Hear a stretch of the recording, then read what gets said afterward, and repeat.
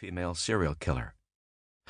Agrippina the Younger, Valeria Messalina, Elizabeth Bathory, La Tophania, Marie de Brinvilliers, Jane Scott, Elizabeth Eccles, Sarah Daisley, Eliza Joyce, Sarah Freeman, Mary Ann Milner, Sarah Kesham, Mary May, Mary Emily Cage, Catherine Wilson, Mary Ann Cotton, Catherine Flanagan, Margaret Higgins, Kate Bender, Patty Cannon, Lydia Sherman, Sarah Jane Robinson, Jane Toppin. Chapter 1. The Nature of the Feminine Beast. The Psychopathology of Female Monsters. How and why? How do females become serial killers, and why do they kill? The why is easy. They can kill for the same reasons that male serial killers do: for power, for control, for sexual lust, for profit, for thrills, for self-esteem, for revenge, and madness. But there are some notable differences. Male serial killers frequently commit kidnapping, confinement, rape, and mutilation to express their rage and desire for control. Female serial killers usually throw themselves straight into the kill, no stopping for mutilation or for a bite along the way. No Polaroids or masturbation at the scene or sex with the corpse. The female serial killer is all business, and it's murder. In that sense, she is infinitely deadlier than the fantasy-driven male predators.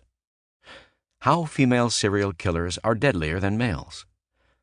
Male serial killers can sometimes actually overlook killing some of their victims because murder is not always a central part of their fantasy.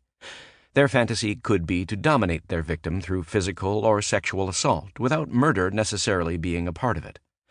Once their assault is exhausted for the time being, the victim is of no further interest to the offender, dead or alive. If the victim survived the physical assault, the offender might kill to avoid having a witness to the assault or rape. The offender may kill the victim out of shame, or not kill at all. A few might even trip out on the power of granting mercy.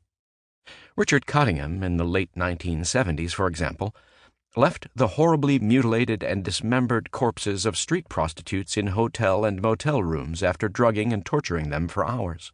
He chopped the heads and hands off some of his victims. How can anyone survive a homicidal maniac like that?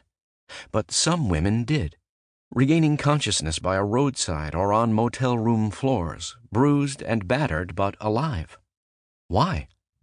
He did not kill them because they did not die in his attack. Simple as that. He never set out to kill them, only to torture and humiliate them.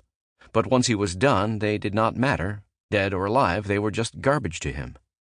So he dumped them, some dead, some living. Some died in the process. They weren't strong enough to take it. Skinny street girls, all jacked up on nothing but Coke and chips. Those that he mutilated, he did so not for pleasure, but to destroy their identities, severing their heads and hands not as souvenirs, but to impede the investigation. Of the ones he chose to kill, he did so to coldly eliminate witnesses. It was a necessary task and not a pleasure for him. Occasionally, some victims survive the male serialist's post-cathartic flagging interest or vague and sudden remorse. Sometimes it could be what the victim says or does that deflects an attacker's intent to kill. When I wrote about male serial killers, I concluded with a chapter on how to improve the chances of surviving a serial killer based on accounts from surviving victims and on explanations offered by killers themselves as to why they let some of their victims live. There will be no such concluding chapter for female serial killers. Other than those victims who survived by some twist of angel-born luck, there are almost no accounts from survivors of female serial killers. Women killers do not change their minds once they make the decision to murder, and they rarely go through any kind of fantasy torture ritual on the way there. They go straight for the kill. Although female serial poisoners have been known to prolong the deaths of some of their victims by manipulating dosages of poison, the reasons why have never been conclusively determined. Female serial killers rarely, unless accompanied by a male partner, kidnap and rape their victims. Female serial killers rarely, if ever, kill to harvest the corpse or some body part of their victim for their own hedonistic lust. They almost never capture, bind, confine, and torture their victims before killing them. The female serial killer's gratification begins with the victim's death and often continues.